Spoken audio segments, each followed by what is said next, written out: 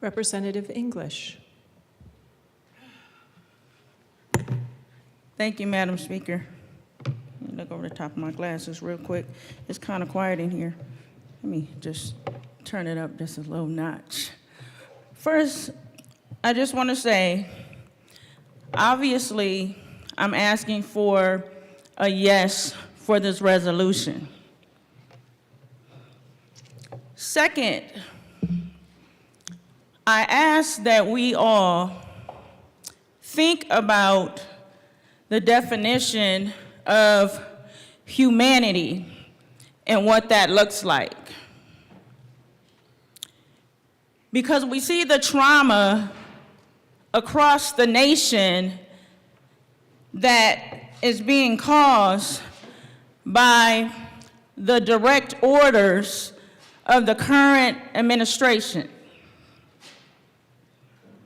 And I'm just going to be clear and say, which has been said multiple times up here, every immigrant is not a criminal. We have criminals right here in the United States of America, particularly the one that was selected to make decisions for our nation that embraces 34 felonies, 34 criminal felonies, to be exact. So I find it, I'm perplexed by the rhetoric that's being spread across the nation about how we need to clean up the streets with criminals when we have one making decisions for the nation that's criminal. I'm confused. Actually, it's diabolical. But at the end of the day, when we think about humanity and we think about, I hear people talking about love and kindness. It's easy to do. It actually takes more energy to hate than it does to love. It's easier to love than to hate. But at the end of the day,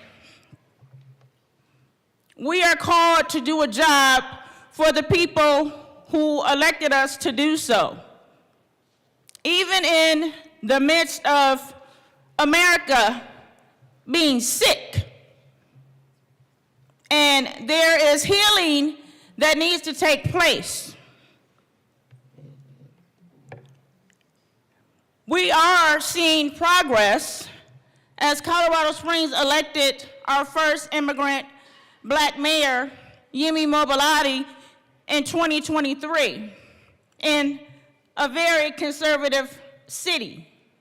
So we can see that progress is happening, and he is an immigrant, not a criminal.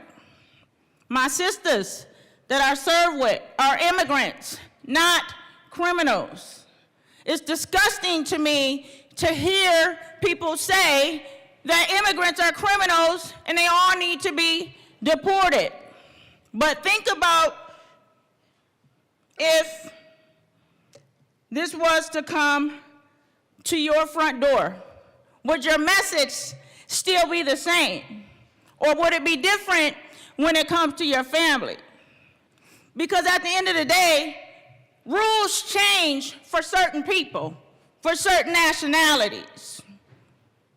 And for the current administration, there are no rules. Rules don't seem to be applied. And we talk about Congress and we talk about the Constitution all the time. But clearly, the current administration is not following the rule of law, bypassing Congress, just doing whatever, going rogue, and it's disheartening to see that America is at war with America.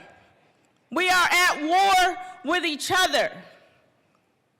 The people that signed up to protect and serve are now being faced with, do we really protect or who do we serve? Because the orders that are being given is not reflective of what this once great nation is supposed to be. And as we see things unfold daily in our nation, we should all be stricken to our core of who we are as Americans and what we are allowing to happen as people. Because for me, this is not a political issue, this is a human issue. And I was taught and raised to treat everybody, no matter what color you are or who you are, with dignity and respect. And that's not happening. America has been given too many passes, and it's offensive. It's offensive. We find ourselves in a battle not just against one another, but against the very principles that have long defined what was once a great nation. It is offensive to think that we as a nation can stand tall while treating those seeking refuge and a better life with disdain. And that's my life, our life, every day as black people, black women in this building, treated with disdain, but yet we keep our head high. We continue to show up and take up space and do the job we was elected to do in spite of the disdain that meets us at the door at the very place we call the state capital of Colorado. Let's not shy away from uncomfortable truth. The actions of ICE agents have crossed a line into abuse.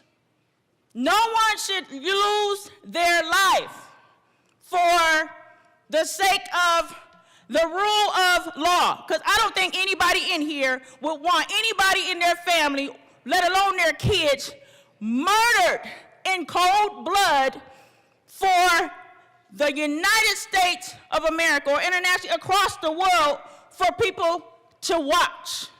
It's time out for hashtags. I'm sick of hashtagging people over some nonsense. This should not be a badge and a gun, which is a ticket to shoot and kill. That's not what protect and serve looks like. So I'm gonna leave you with this. Give y'all a little Jesus real quick, those of you who believe. In times like these, I turn to the wisdom of our scriptures. 2 Chronicles 7:14 says, if my people who are called by name will humble themselves and pray and seek my face and turn from their wicked ways, then I will hear from heaven and will forgive their sin and will heal their land. I think a lot of us go to church in here. But if you're not applying scripture to your life, I would ask that you would check yourself. We must rise to this moment. Let us not allow fear to dictate our policies or our hearts. We are at a pivotal crossroads, and the choices we make today will echo for generations to come. We owe it to ourselves and to those who come after us to advocate for justice, humanity, and the true American spirit. Because Representative the true English, you have 50 seconds remaining. Okay, thank you, Madam Speaker. The true definition of being an American is not hate.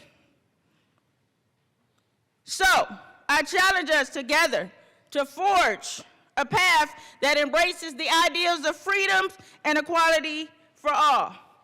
And let's turn our passions into action and our words into change. Thank you.